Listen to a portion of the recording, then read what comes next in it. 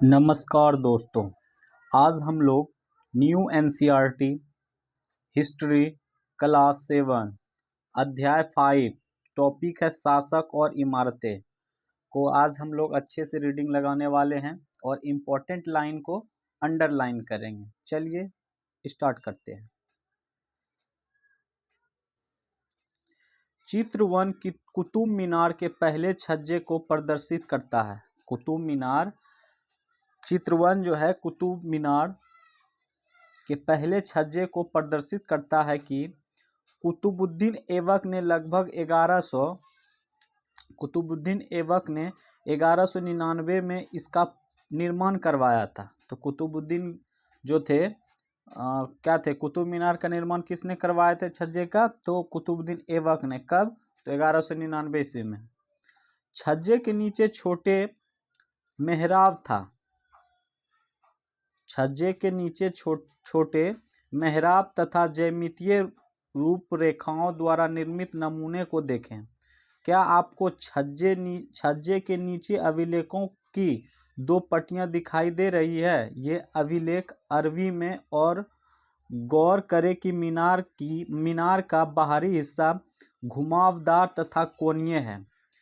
ऐसी सतह पर अभिलेख लिखने के लिए काफी परिशुद्धता की आवश्यकता होती थी। सर्वाधिक योग्य कारीगर ही इस कार्य का संपन्न कर सकते हैं। याद रखें कि 800 वर्ष पूर्व केवल कुछ ही इमारतें पत्थर या ईंटों की बनी थी। 13वीं शताब्दी में कुतुब मीनार जैसी इमारत को देखने वाले क्या प्रभाव पड़ा होगा। 8वीं से 18वीं शताब्दी के बीच राजाओं तथा उनके अधिकारियों ने 2 तरह की इमारतों का निर्माण किया। पहली तरह की इमारत में सुरक्षित आगे देख लेंगे। पहले चित्र 1 को ही देख लेते हैं। ये चित्र 1 है, इसमें क्या क्या है तो इसको भी पढ़ते हुए चलेंगे। चित्र 1 कुतुब मीनार 5 मंजिल इमारत है। कुतुब मीनार का निर्माण किसने करवाया था? सबसे पहले तो कुतुबुद्दीन ऐबक ने। तो कुतुब मीनार कितने हैं? तो 5 मंजिल इमारत है।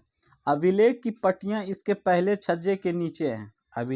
अभिलेखों की पट्टियां इसके पहले छज्जे के नीचे हैं। इस इमारत की पहली मंजिल का निर्माण कुतुबुद्दीन ऐबक तथा शेष मंजिलों का निर्माण 1229 के आसपास इल्तुतमिश द्वारा करवाया गया है। इसको फिर से देखते हैं। देखिए क्या है, अभिलेखों की पट्टियों इसके पहले छज्जे का निर्माण, इस इमारत की पहली मंजिल का निर्माण कुतुबुद्दीन ऐबक ने और तथा शेष मंजिल का निर्माण 1229 के आसपास इल्तुतमिश द्वारा करवाया गया था। मतलब स्टार्ट किया गया था कुतुबुद्दीन ऐबक के द्वारा और उसके बाद का शेष मंजिल का निर्माण इल्तुतमिश के द्वारा करवाया गया था। कई वर्षों में यह इमारत आंधी तूफान तथा भूकंप की वजह से क्षतिग्रस्त हो गई थी। कुछ दिन बाद उस पर भूकंप या आंधी तूफान की वजह से क्षतिग्रस्त हो गया था, मतलब टूट फूट गया था। उसके बाद क्या हुआ? अलाउद्दीन खिलजी, मोहम्मद तुगलक, फिरोज शाह तुगलक तथा इब्राहिम लोदी ने इसकी मरम्मत करवाई। जैसे जैसे जिसका कार्यकाल आते गया वैसे वैसे उसका क्या हो गया? मरम्मत, मतलब जहाँ पे टूटा फूटा था उसको अच्छी तरह से मरम्मत करवाते चले गए। यही है ये क्या था? तो कुतुबुद्दीन द्वारा पहले बनाया गया कुतुब मीनार। चलिए, और यहाँ क्या था इसको देख लेते हैं। इमारतों में सुरक्षित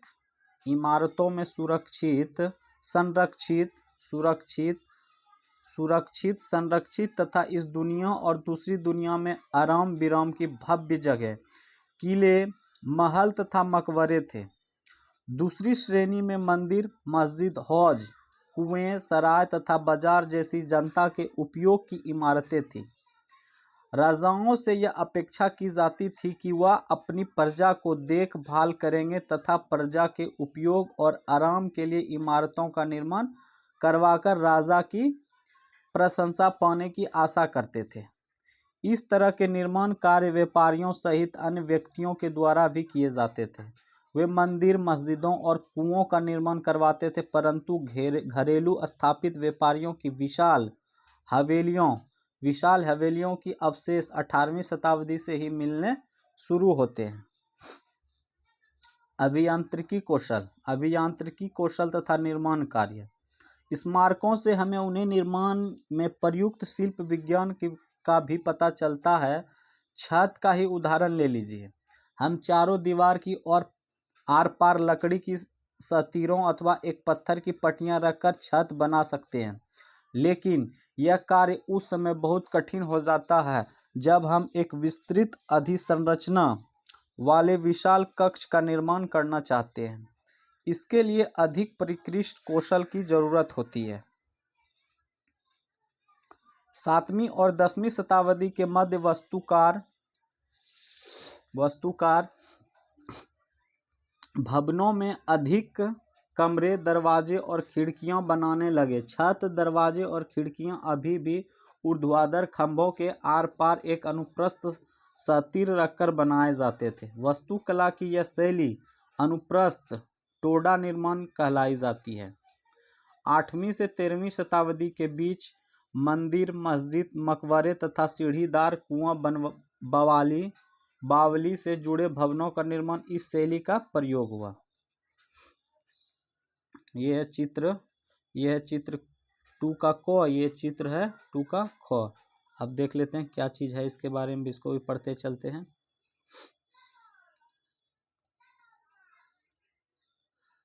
आगरा के किले का निर्माण में लगा श्रम। आगरा का किला जो था उसमें लगा श्रम। अकबर द्वारा निर्मित आगरा किले के निर्माण में लगे श्रम। तो क्या है, अकबर द्वारा निर्मित आगरा के किले के निर्माण हेतु 2000 पत्थर काटने वाले, 2000 सीमेंट व चूना बनाने वाले तथा 8000 मजदूरों की आवश्यकता पड़ी थी। कितना 2000 किलो आगरा किले बनाने में क्या हुआ था, 2000 पत्थर काटने वाला एक वर्कर और 2000 सीमेंट व चूना बनाने वाले वर्कर और 8000 मजदूर की आवश्यकता पड़ी थी, मतलब टोटल 16000। अधिरचना क्या होता है, तो अधिरचना के बारे में देखते हैं। भूतल से ऊपर किसी भी भवन का भाग, भूतल मतलब जमीन से ऊपर जो होता है भाग, उसको अधिरचना कहते हैं। क्या कहते हैं, अधिरचना। राजस्थान के बूंदी में स्थित रानी जी की बाड़ी उन 50 बावड़ियों में से सबसे बड़ी थी जिसका निर्माण पानी की आवश्यकता की पूर्ति के लिए किया गया था। रानी की बाड़ी जो था वो किस चीज के लिए बनाया गया था, तो पानी की आवश्यकता के लिए पूर्ति के लिए बनवाया गया था। अपनी स्थापत्य सुंदरता के लिए विख्यात इस बावड़ी का निर्माण 1699 ईस्वी में रानी नथावत जी ने किए, जो बूंदी के राजा अनिरुद्ध सिंह की रानी थी किया था। किसने किया था, तो अनिरुद्ध सिंह के रानी ने किया था। रानी जी की बावड़ी 50वीं बावड़ियों से बड़ी थी, जो कि इसका पानी के स्टोर करने के लिए बनाया गया था। चित्र 2 जो पहले देखे थे इधर, ये चित्र 2 का ख है। तो दिल्ली का कुतुब अल इस्लाम मस्जिद का एक हिस्सा है 12वीं सदी का ऊर्ध्वाधर में। कहाँ का था, तो कुतुब अल इस्लाम कहाँ का मस्जिद थे, तो दिल्ली का। ये जो है चित्र 2 का ख, मेहराब का निर्माण में अनुप्रस्थ टोडा तकनीकी का इस्तेमाल। शासक और इमारतें, ये तो अलग है, ये मतलब एक्सरसाइज का नाम है। ये क्या है, अनुप्रस्थ टोडा तकनीकी का इस्तेमाल, जो ऐसे ऐसे करके बनाया गया है ना, वो क्या, ये एक तकनीक है। चलिए ये हो गया। अब देखते हैं 11वीं शताब्दी के प्रारंभ में मंदिर का निर्माण कैसे हुआ था। चित्र 3 का क, शिव की स्तुति में बनाए गए कंदरिया महादेव मंदिर का निर्माण चंदेल राजवंश के राजा धंगदेव द्वारा 1999 में किया था। कंदरिया महादेव का निर्माण चंदेल राजवंश द्वारा कब किया गया था, धंगदेव द्वारा 1999 ईस्वी में, 999 में। चित्र 3 का ख भी देख लेते हैं। मंदिर की योजना है कि एक अलंकृत द्वार से इसके प्रवेश भाग और मुख्य सभा भवन, महामंडप, जहां नृत्य के आयोजन होता है। महामंडप पे क्या होता है, नृत्य का आयोजन होता है। आयोजन होता था तक पहुंचाता था। प्रमुख देवता की मूर्ति मुख्य मंदिर गर्भगृह में रखी जाती थी। देवता का मंदिर जो है मूर्ति कहाँ रखा जाता था? तो गर्भगृह में कहा जाता है। गर्भगृह क्या होता है? मंदिर का मुख्य भाग रखी जाती है। धार्मिक अनुष्ठान इसी जगह संपन्न किए जाते थे। धार्मिक अनुष्ठान कहाँ किया जाता था? किया जाता था तो गर्भगृह में। तथा इसमें केवल राजा, उनका निकटतम परिवार तथा पुरोहित एकत्रित होते थे। क्या होते थे? एकत्रित होते थे। खजुराहो समय में राजकीय मंदिर, खजुराहो समूह में राजकीय मंदिर सम्मिलित थे जहां सामान्य जनमानस को जान लेने की अनुमति नहीं थी। सुपरस्क्रिप्ट उत्कीर्ण मूर्तियों से अलंकृत थे। चित्र 4 अब देख लेते हैं। पहले 4 चित्र को भी देखते चलते हैं। ये चित्र क था, ये चित्र क था, ठीक है। और चित्र 4 ये हो गया, ठीक है। चित्र 4 ये हो गया। अब इसको भी देखते ही चलेंगे हम लोग। पहले इसको देख लेते हैं। चित्र मूर्तियों का अलंकृत हो गया। चित्र 4 को पढ़ते हैं पहले। चित्र 4 तंजावुर के राजराजेश्वर मंदिर का शिखर उस समय के मंदिरों में सबसे ऊंचा तथा इसका निर्माण कार्य आसान नहीं था, क्योंकि उन दिनों कोई क्रेन नहीं था। मतलब ऊपर का फेस बनाने के लिए, शीर्ष को भाग को ऊपर का बनाने के लिए कोई क्या था? क्रेन नहीं था जो कि सामान को ऊपर ले चले। शिखर के शीर्ष पर 90 टन का पत्थर ले जाना इतना भारी होता था कि उसे व्यक्ति अपने आप उठाकर नहीं ले जा सकते थे। इसलिए इस काम के लिए वास्तुकारों ने मंदिर के शीर्ष तक पहुंचने के लिए चढ़ाईदार रास्ता बनवाया। रोलरों द्वारा भारी पत्थरों को इस रास्तों से ऊपर ले जाया गया। इस काम के लिए 4 किलोमीटर से ज़्यादा लंबा पथ तैयार किया जाता था। बाप रे! एक मंदिर का ऊपर शीर्ष भाग बनाने के लिए उस पर एक जो रास्ता बनाया जाता था, 4 किलोमीटर दूर से ही उसका कार्य स्टार्ट होता था, जिससे चढ़ाई बहुत खड़ी ना हो, जिससे कि ढलान ज़्यादा नहीं हो, चढ़ने में मुश्किल हो। 4 किलोमीटर इसलिए लिया जाता था कि चढ़ाव ज़्यादा ऊंचा नहीं हो।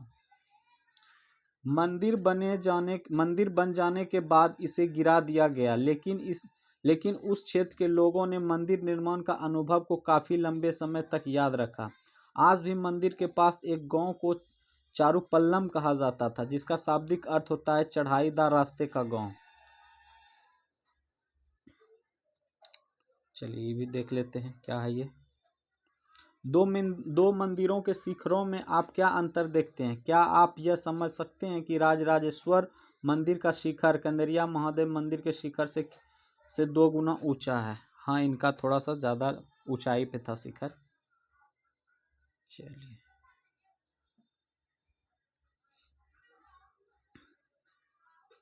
12वीं शताब्दी में 2 प्रौद्योगिकीय एवं शैली संबंधित परिवर्तन दिखाई पड़ने लगते हैं। फर्स्ट, दरवाजे और खिड़कियों के ऊपर एक अधिरचना का भार कभी भी मेहराबों पर डाल दिया जाता था। वास्तुकला का यह चापाकार रूप था। क्या रूप था? तो चापाकार रूप था। ये जो है खिड़की के ऊपर ऐसे करके, जो इसके ऊपर से फिर दीवार खड़ा कर दिया जाता था, ऐसे करके डॉट था। ये चित्र 5 पॉइंट को है। मेहराब का विशुद्ध रूप से मेहराब के मध्य डाट संरचना भार को मेहराब के आधारशिला पर डाल देता था। चलिए यहाँ क्या चित्र 2 क तुलना चित्र 5 को से करें। तुलना करने के लिए बोले जा रहे हैं इसमें। ये चित्र 5 है। चित्र 5 का ख भी है, इसको भी देख लेते हैं क्या चीज़ का है। ये चित्र 5 का ख है। ये मेहराब का विशुद्ध रूप से अलाही दरवाजा का मेहराब प्रारंभिक 14वीं सदी कुवत अल इस्लाम मस्जिद दिल्ली का है, ठीक है। 6 नंबर भी है यहाँ पे। आगरा के किले में जल द्वारा निर्माण को दिखाती एक चित्रकारी इस अकबरनामा से लिया गया है। अकबरनामा का फिरदौसी। चलिए अब यहाँ से पहले स्टार्ट करते हैं 2 नंबर से। निर्माण कार्य में चूना पत्थर सीमेंट का प्रयोग बढ़ गया था। मंदिर का वो जो निर्माण कराने में चूना पत्थर और सीमेंट का प्रयोग बढ़ गया था। यह उच्च श्रेणी की सीमेंट होती थी, जिसमें पत्थर के टुकड़ों के मिलाने से कंक्रीट बनती थी। इसकी वजह से विशाल ढांचे का निर्माण सरलता और तेजी से होने लगा। चित्र 6.6 में निर्माण स्थल पर एक नज़र डालें। बताएं कि मजदूर क्या कर रहे हैं और कौन से औजार दिखाए गए हैं। तो पत्थरों को ढोने के लिए किन किन साधनों का प्रयोग किया गया।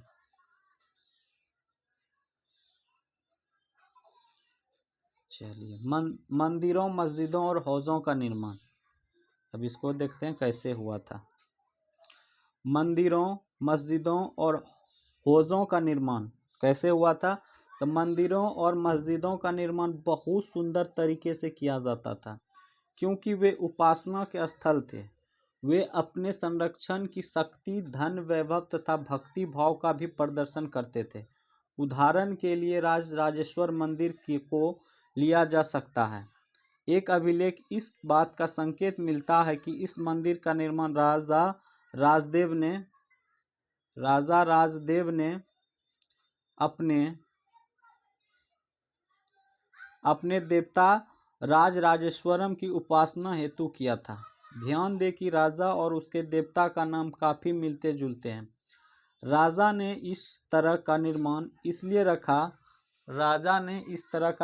इसलिए रखा क्योंकि यह नाम मंगलकारी था और राजा स्वयं ईश्वर के रूप में दिखाना चाहता था। धार्मिक अनुष्ठान के जरिए मंदिर में एक देवता राजदेव दूसरे देवता राजराजेश्वर का सम्मान करता था। सभी विशालतम मंदिरों का निर्माण राजाओं ने करवाया था। मंदिर के अन्य लघु देवता शासक के सहयोगियों तथा अधीनस्थों के देवी देवता थे। यह मंदिर शासक और उसके सहयोगियों द्वारा शासित विश्व का एक लघु रूप ही था। जिस तरह से वे राजकीय मंदिरों में इकट्ठे होकर अपने देवताओं की उपासना करते थे, ऐसा प्रतीत होता था मानो उन्होंने देवताओं के न्यायप्रिय शासन के पृथक पर ला दिया हो। मुसलमान सुल्तान तथा बादशाह स्वयं को भगवान के अवतार होने का दावा तो नहीं करते थे, किंतु फारसी दरबारी इतिहासकारों में सुल्तान का वर्णन अल्लाह की परछाई के रूप में हुआ है। दिल्ली की एक मस्जिद के अभिलेख से पता चलता है कि अल्लाह ने अलाउद्दीन को आगे पढ़ेंगे, पहले इसको देख लेते हैं यहाँ पे क्या है। एक शाही वास्तुशिल्पी मुगल बादशाह शाहजहां के इतिहासकार ने शासक को साम्राज्य व धर्म के कार्यशाला का वास्तुशिल्पी बताया। शाहजहां के कार्यकाल को क्या बताया? वास्तुशिल्पी बताया। चित्र सेवन अपनी नई राजधानी शाहजहानाबाद 1650 से 56 में शाहजहां द्वारा बनवाई गई जामी मस्जिद की योजना।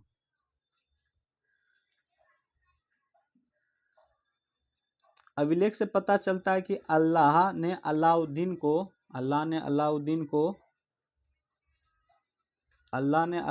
को शासक इसलिए चुना था कि क्योंकि उसमें अतीत के महान विधिकर्ताओं मूसा और सुलेमान की विशिष्टताएं मौजूद थी। सबसे महान विधिकर्ता और वास्तुकार अल्लाह स्वयं था।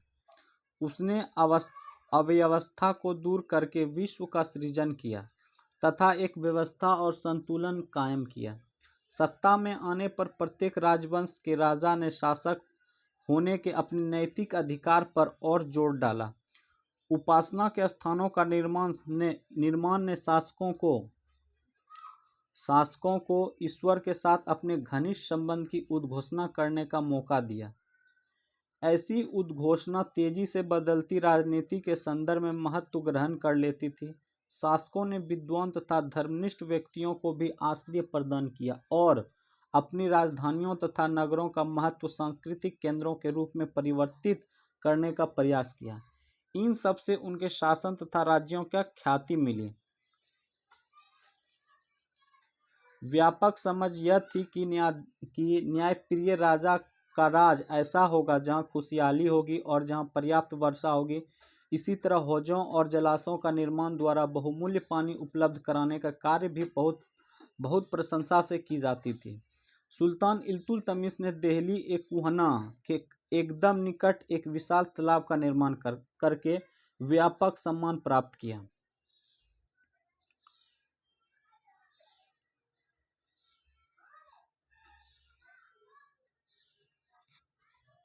इस विशाल जलाशय को हौज ए सुल्तानी अथवा राजा का तालाब कहा जाता था। क्या आप इसे अध्याय 3 के मानचित्र में एक में ढूंढ सकते हैं? शासक प्राय सामान्य लोगों के लिए बड़े और छोटे हौजों और तालाबों का निर्माण करवाते थे। कभी कभी वह किसी मंदिर मस्जिद, चित्र 7 में जामी मस्जिद के छोटे हौज पर ध्यान दें। किसी मंदिर मस्जिद अथवा गुरुद्वारे किसे कहते हैं? सिखों के एकत्र होने का उपासना का स्थान को गुरुद्वारा कहते हैं। और मस्जिद किसे कहते हैं? मस्जिद तो हो गया, मुस्लिम लोग वहाँ जाके आराधना करते हैं, उपासना करते हैं। उपासना स्थान है, चित्र 8 का हिस्सा होते थे।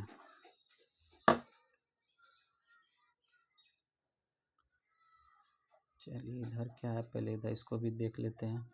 जल का महत्व। जल का महत्व। फारसी शब्द आवाद और आवादी आब शब्द से निकले हैं। आवाद और आवादी फारसी में जो शब्द है आब शब्द से निकले हैं, जिसका अर्थ है पानी। आवाद शब्द उस जगह के लिए इस्तेमाल होता है जहाँ बसावट हो, मतलब बसने योग्य हो। इसका एक अन्य अर्थ खुशहाली भी हो। आबादी का अर्थ है जनसंख्या एवं समृद्धि दोनों ही हो सकते हैं। बसावट मतलब जहाँ बसने की जगह हो, हर चीज़ सब कुछ अवेलेबल हो, उसको कहते हैं। चित्र ये है, चित्र 8 है। किसका मंदिर है ये? तो हरमंदिर साहिब स्वर्ण मंदिर और उसका पवित्र सरोवर अमृतसर का है। हरमंदिर साहिब का मंदिर स्वर्ण मंदिर कहाँ है? तो अमृतसर में है। चलिए अब यहाँ से मंदिरों को, चलिए मंदिरों को क्यों नष्ट किया गया? मंदिर जो थे उसको नष्ट क्यों किया गया, उसके बारे में थोड़ा देखते हैं। राजा मंदिरों का निर्माण अपनी शक्ति, धन संपदा और ईश्वर के प्रति निष्ठा के प्रदर्शन हेतु करते थे। ऐसे में यह बात आश्चर्यजनक नहीं लगती है कि जब उनको एक दूसरे के राज्यों पर आक्रमण किया तो उन्होंने प्रायः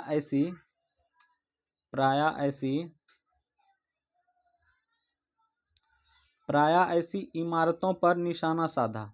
9वीं शताब्दी के आरंभ में जब पांड्यन राजा श्रीवल्लभ ने श्रीलंका पर आक्रमण कर राजा सेना प्रथम 831 से 851 को पराजित किया था, तो उसके विषय में बौद्ध भिक्षु व इतिहासकार धर्मकीर्ति ने लिखा है कि सारी बहुमूल्य चीज़ें व लोग बहुमूल्य चीज़ें वे ले गया।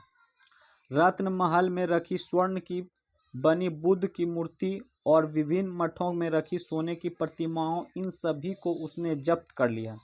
सिंहली शासक के आत्माभिमान को इससे जो आघात लगा, उसका बदला लिया जाना स्वाभाविक था। अगले सिंहली शासक सेन द्वितीय ने अपने सेनापति को पांड्यों की राजधानी मदुरई पर आक्रमण करने का आदेश दिया।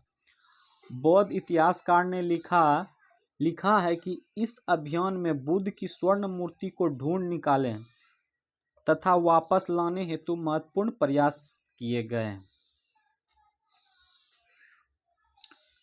इसी तरह 11वीं शताब्दी के आरंभ में जब चोल राजा राजेंद्र प्रथम ने अपनी राजधानी में शिव मंदिर का निर्माण करवाया था, तो उससे पराजित शासकों ने जब्त की गई उत्कृष्ट प्रतिमाओं से इसे भर दिया। एक अधूरी सूची में निम्न चीजें सम्मिलित थी: चालुक्यों से प्राप्त एक सूर्य पीठिका, एक गणेश मूर्ति तथा दूर के कई मूर्तियों, पूर्वी चालुक्यों से प्राप्त एक नदी मूर्ति, उड़ीसा के कलिंगों से प्राप्त भैरव विश्व का एक रूप तथा भैरवी एक प्रतिमा तथा बंगाल के पालों से प्राप्त काली मूर्ति। गजनी का सुल्तान मोहम्मद राजेंद्र प्रथम का समकालीन था। गजनी का सुल्तान मोहम्मद राजेंद्र प्रथम का समकालीन था। भारत अपने अभियानों के दौरान उसने पराजित राजाओं के मंदिरों को अपवित्र किया तथा उसने धन और मूर्तियों को लूट लिया। उस समय सुल्तान मोहम्मद कोई भी कोई बहुत महत्वपूर्ण शासक नहीं था, लेकिन मंदिरों को नष्ट करके, खास तौर से सोमनाथ का मंदिर, उसने एक महान इस्लामी योद्धा के रूप में श्रेय प्राप्त करने का प्रयास किया। मध्ययुगीन राजनीतिक संस्कृति में ज़्यादातर शासक अपने राजनीतिक बल व सैनिक सफलता का प्रदर्शन पराजित शासकों के उपासना स्थलों पर आक्रमण करके और उन्हें लूट कर करते थे। राजेंद्र प्रथम तथा मोहम्मद गजनी की नीतियां किन रूपों में समकालीन समय की देन थी और किन रूपों में यह एक दूसरों से भिन्न थी, इसको भी देखते चलते हैं। चित्र 9 में क्या क्या है? मुगल चारबाग, ये क्या है? चारबाग है मुगल का। इसके बाद क्या है? हुमायूं के मकबरे का चारबाग दिल्ली में। हुमायूं का मकबरा कहाँ है? तो दिल्ली में, उसका चारबाग है ये। इसके बाद क्या है? कश्मीर के शालीमार बाग में सीढ़ीदार चार बाग, ये सीढ़ीदार चार बाग है। ये है लाल महल बारी में चार बाग की तटीय भाग के रूप में अपनाया गया 1637 में। चलिए, इधर भी है, कुछ नहीं है। अब इसको पढ़ते हैं। बाग, मकबरे तथा किले। बाग, मकबरे तथा किले। बाग, मकबरे तथा किले। मुगलों के अधीन वास्तुकला और अधिक जटिल हो गई थी। मुगलों के समय वास्तुकला अधिक जटिल हो गया था। बाबर, हुमायूं, अकबर, जहांगीर और विशेष रूप से शाहजहां साहित्य कला और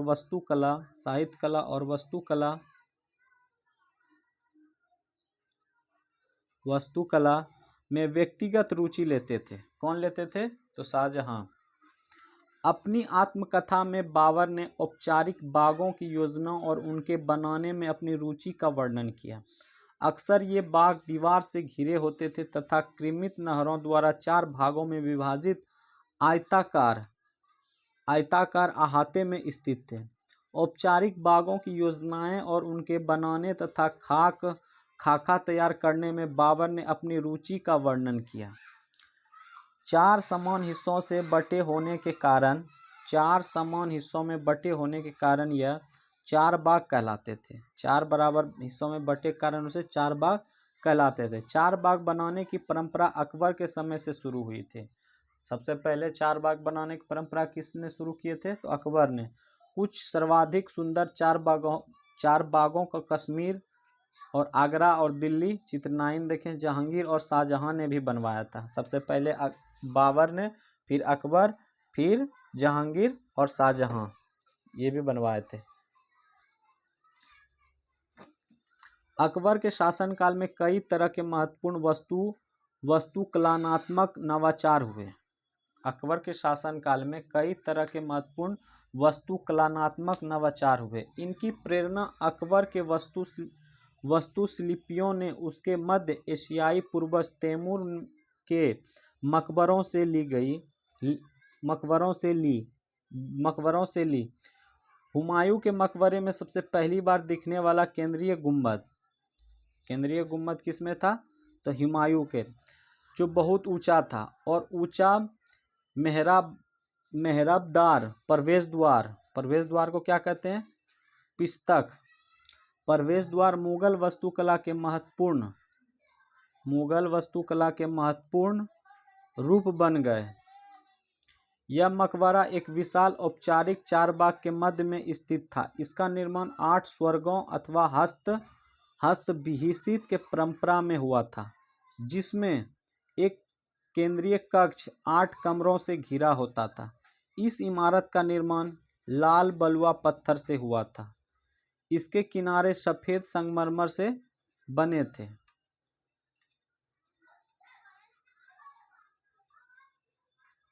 पहले इसको भी देख लेते हैं, ये क्या है? चित्र 10 देख लेते हैं, क्या है चित्र 10 में? काबुल में 4 बाग का खाका बनाते बाबर की 1590 की एक चित्रकारी। ध्यान दे कैसे रास्ते पर एक दूसरे को काटती नहरें 4 बाग योजना की विशेषता बनाती है। यही है चार बाग। कैसे रास्ता बनाया गया है देखते हैं यहाँ से। ये चार भागों में जो काटा है इसलिए इसको चार भाग कहते हैं। चलिए चित्र 11 देख लेते हैं। चित्र 11 क्या है भाई? तो 1562 व 1571 के बीच निर्मित हुमायूं का मकबरा। क्या आप नहरों को देख सकते हैं? ये है बीच हुमायूं का मकबरा है। ये हुमायूं का मकबरा कहाँ है? दिल्ली में। तो ये है गोल गुम्बज टाइप का। ये नहर का भी निर्माण कराया गया है इसमें। चलिए आगे की ओर बढ़ते हैं। चित्र 12 है। ये चित्र 12 ही पहले देख लेते हैं क्या है। चित्र 12 में क्या है?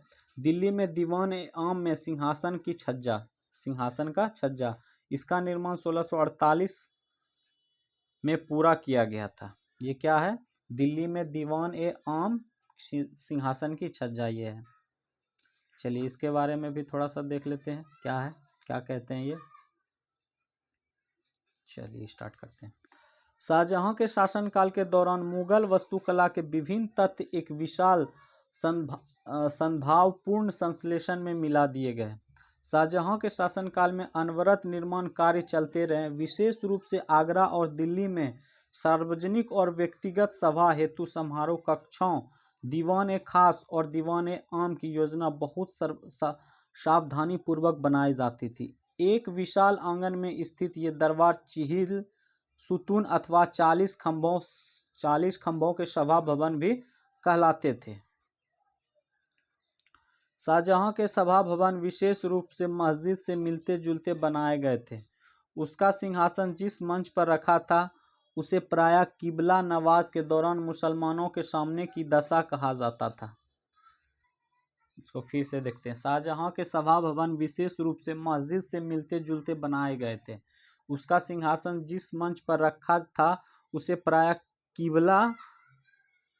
किबला कहा जाता था। किबला का मतलब क्या होता है? तो नवाज के दौरान मुसलमानों के सामने की दिशा। किबला किसे कहते हैं? जो मुसलमान जिस ओर में किधर करते हैं, तो भारत में से पश्चिम की तरफ है, उस तरह मुंह करके जो नमाज पढ़ते हैं उसे क्या कहते हैं?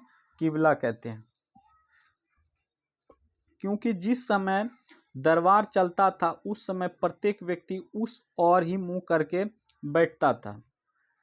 इन वास्तुकलात्मक अभिलक्षणों का इस और इशारा था कि राजा पृथ्वी पर ईश्वर का प्रतिनिधित्व था।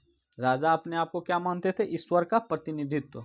शाहजहां ने दिल्ली के लाल किला के अपने नवनिर्मित दरबार में राजकीय न्याय और शाही दरबार के अंतर संबंध पर बहुत बल दिया। बादशाह के सिंहासन के पीछे पिथरा दुरा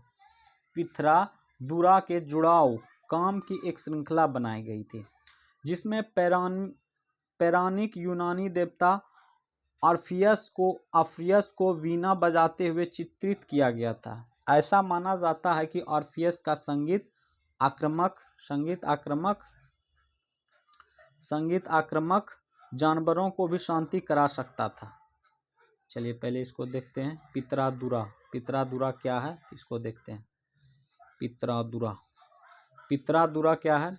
उत्कीर्ण संगमरमर अथवा बलुआ पत्थर पर रंगीन ठोस पदार्थों का दरबार बनाए गए सुंदर तथा अलंकृत नमूने को पितरादुरा कहते हैं। चलिए इसका कहने का मतलब था ऑर्फियस का संगीत आक्रमण क्या था?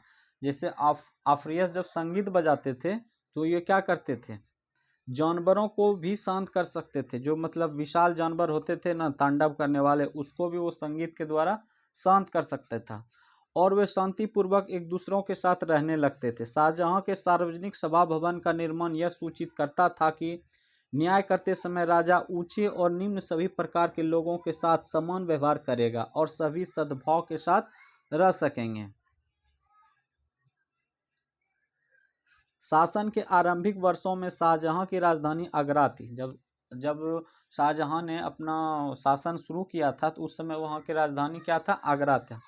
आगरा थी। इस शहर में विशिष्ट वर्गों ने अपने घरों का निर्माण यमुना नदी के तट पर करवाया था। इस निर्माण चार बाग की रचना के ही समान औपचारिक बागों के बीच में हुआ था। चार बाग की योजना के अंतर्गत ही अन्य तरह के बाग भी थे जिन्होंने जिन्हों इतिहासकार नदी तट बाग कहते हैं। इस तरह के बाग में निवास स्थान चार बाग के बीच में स्थित न होकर नदी तटों के पास बाग के बिल्कुल किनारे पर होता था। शाहजहां ने अपने शासन की भव्यतम वास्तुकलात्मक उपलब्धि ताजमहल के नक्शे में नदी तट बाग की योजना अपनाई। यहाँ सफ़ेद संगमरमर का मकबरा नदी तट के एक चबूतरे पर तथा बाग इसके दक्षिण में बनाया गया था। नदी पर सभी अभिजातों की पहुंच पर नियंत्रण हेतु शाहजहां ने इस वास्तुकलात्मक रूप को विकसित किया। दिल्ली में शाहजहानाबाद में उसने जो शहर निर्मित करवाया उसमें शाही महल नदी पर स्थित था। केवल विशिष्ट कृपा प्राप्त अभिजातों जैसे उसके बड़े बेटे दारा सिकोह का ही नदी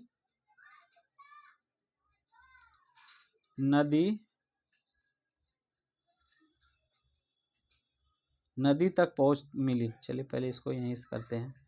यहाँ दारा सिकोह को नदी तक ही रहने देते हैं। इसके बाद पहले एक तरफ से पढ़ते जाते हैं। इसके बाद यहाँ पे है क्या, ये चित्र 13 आगरा की ताजमहल जिसका निर्माण 1643 में पूरा हुआ था। आगरा का ताजमहल यही है पिक्चर नंबर 13, जो कि आगरा का ताजमहल है। इसका पूर्ण निर्माण 1643 ईस्वी में पूर्ण किया गया था।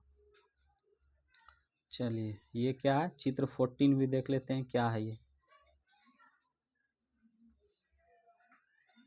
चित्र 14 एक नक्शे से आगरा के 3 तट बाग शहर को पूर्ण कल्पित दृश्य ध्यान दे कि कैसे यमुना के दोनों तटों पर अभिजातों के बाग महल स्थित है। ताजमहल बाईं ओर है। चित्र 15 में दी गई दिल्ली के शाहजहानाबाद की योजना की तुलना आगरा की योजना से करें। देखिए कैसा इसमें है। यहाँ पे ताजमहल है, यहाँ पे यमुना नदी है, ये यमुना नदी है, ठीक है। इसके साथ ये बसा शहर है ये सब, यहाँ पे ताजमहल है। और ये क्या है, यमुना नदी। ये है चित्र नंबर 15। ये क्या चीज़ का मैप टाइप का है, इसको भी देख लेते हैं। 15 में क्या है, 1850 के शाहजहानाबाद का एक नक्शा 1850 के शाहजहानाबाद का एक नक्शा है। ये कहाँ का है, शाहजहानाबाद का है। बादशाह का निवास कहाँ है, शहर काफ़ी घना बसा हुआ लगता है, लेकिन क्या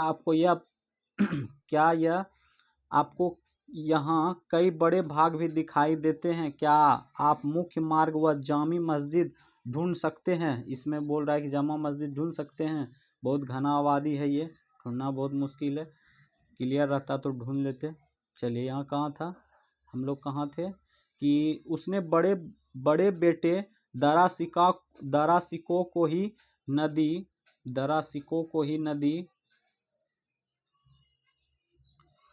नदी तक पहुंच मिली थी। अन्य सभी को अपने घरों का निर्माण यमुना नदी से दूर शहरों में करवाना पड़ता था। चलिए अब क्या है, अभी है थोड़ा सा, 1-2 पेज और है, उसके बाद कंप्लीट हो जाएगा। क्षेत्र व साम्राज्य को देखेंगे। क्षेत्र और साम्राज्य 8वीं व 18वीं शताब्दी के बीच जब निर्माण संबंधित गतिविधियों में बढ़ोतरी हुई तो विभिन्न क्षेत्रों के बीच विचारों का पर्याप्त आदान प्रदान हुआ। एक क्षेत्र की परंपराएं दूसरे क्षेत्र द्वारा अपनाई गई। उदाहरण के लिए विजयनगर में राजाओं की गजशालाओं पर बीजापुर और गोलकुंडा जैसी आसपास की सुल्तानों की वास्तुकलात्मक शैली का बहुत प्रभाव पड़ता था। अध्याय 6 देखें। मथुरा के निकट स्थित वृंदावन में बने मंदिरों का वास्तुकलात्मक शैली फतेहपुर सीकरी के मुगलों से बहुत मिलती जुलती थी। विशाल साम्राज्यों के निर्माण व विभिन्न क्षेत्रों को उनके शासन के अधीन ला दिया। इससे कलात्मक रूपों व वास्तुकलात्मक शैलियों के पर संसेचन में मदद मिली। मुगल शासक अपने भवनों के निर्माण में क्षेत्रीय वास्तुकलात्मक शैली अपनाने में विशेष रूप से दक्ष थे। उदाहरण के लिए बंगाल में स्थानीय शासकों ने छप्पर की झोपड़ी के समान दिखने वाली छत का निर्माण करवाया।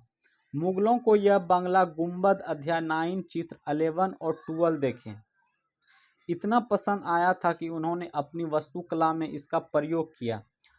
अन्य क्षेत्रों का प्रभाव भी स्पष्ट था। अकबर की राजधानी फतेहपुर सीकरी की कई इमारतों पर गुजरात व मालवा की वास्तुकलात्मक शैलियों का प्रभाव दिखता है। चलिए इसको भी देख लेते हैं। यहाँ क्या है, चित्र नंबर 16 ऊपर भी है, नहीं है, सिर्फ चित्र नंबर 16 देखते चलते हैं। वृंदावन में गोविंद वेद के मंदिर का अंदरूनी भाग 1590 में इस मंदिर का निर्माण लाल बलुआ पत्थर से हुआ था। दो प्रतिच्छेदों मेहराबों पर ध्यान दें जिनसे इसकी ऊंची भीतरी छत का निर्माण किया था। वास्तुकला की यह शैली उत्तरी पूर्वी ईरान मतलब खुरासान से आई और फतेहपुर सीकरी में इसका प्रयोग किया गया था।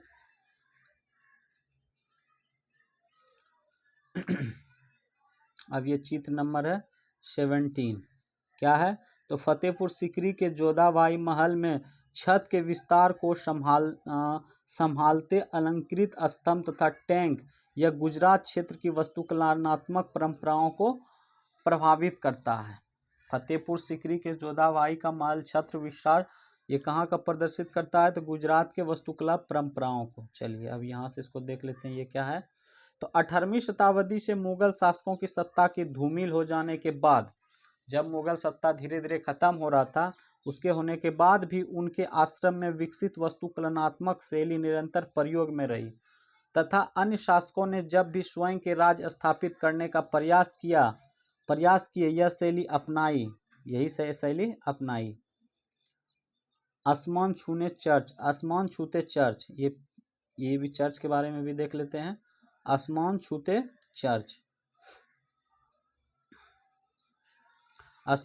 चर्च 12वीं शताब्दी से फ्रांस में आरंभिक भवनों की तुलना में अधिक ऊंचे व हल्के चर्चों का निर्माण प्रयास शुरू हुआ। कब हुआ था, तो 12वीं शताब्दी में। कहाँ हुआ था, फ्रांस में आरंभिक भवनों की तुलना में अधिक ऊंचे व हल्के चर्चों का निर्माण का प्रयास शुरू हुए। वास्तुकला की यह शैली गोथिक नाम से जानी जाती है।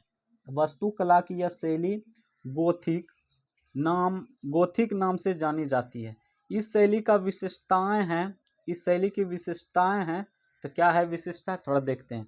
नुकीले ऊंचे मेहराब, रंगीन कांच का प्रयोग जिसमें प्राय बाइबिल से लिए गए दृश्यों का चित्रण है तथा उड़ते हुए पुश्ते, दूर से ही दिखने वाली ऊंची मीनार और घंटी वाले बुर्ज बाद में चर्च से जुड़े। इस वास्तुकलात्मक शैली की सर्वोत्कृष्ट ज्ञात उदाहरणों में से एक पेरिस का नॉट्रेडम चर्च है। पेरिस का कौन सा चर्च है, एक नॉट्रेडम चर्च है। 12वीं और 13वीं शताब्दियों के कई दशकों में इसका निर्माण हुआ। चित्र पर एक नज़र डालें और घंटी वाले बुर्जों को पहचानने की कोशिश करें। चित्र पर एक नज़र डालें, देखते हैं, चित्र पर डालें, लेकिन घंटी किधर है इस फिगर में, बुक में तो यहाँ पे है, नहीं ये तो बेल है, ये नहीं होगा। चित्र पे एक नज़र डालें और घंटी वाला चित्र पे ध्यान दें। ऊपर का तो दृश्य ये दिख रहा है, यहीं आसपास होगा कहीं पे ये। चलिए आगे बढ़ते हैं, कल्पना करें, फिर से याद करें। अच्छा, अब यहाँ से प्रश्न आ गया, fill in the blanks MCQ नहीं है, ये लॉन्ग है, लॉन्ग को बाद में कराया जाएगा। चलिए आज ये एक्सरसाइज था 5 शासक और इमारतें, जो कि कंप्लीट करा दिया गया है। अब एक्सरसाइज नेक्स्ट है 6, जो कि नेक्स्ट क्लास में करेंगे। आज का क्लास यहीं पे समाप्त करते हैं। धन्यवाद।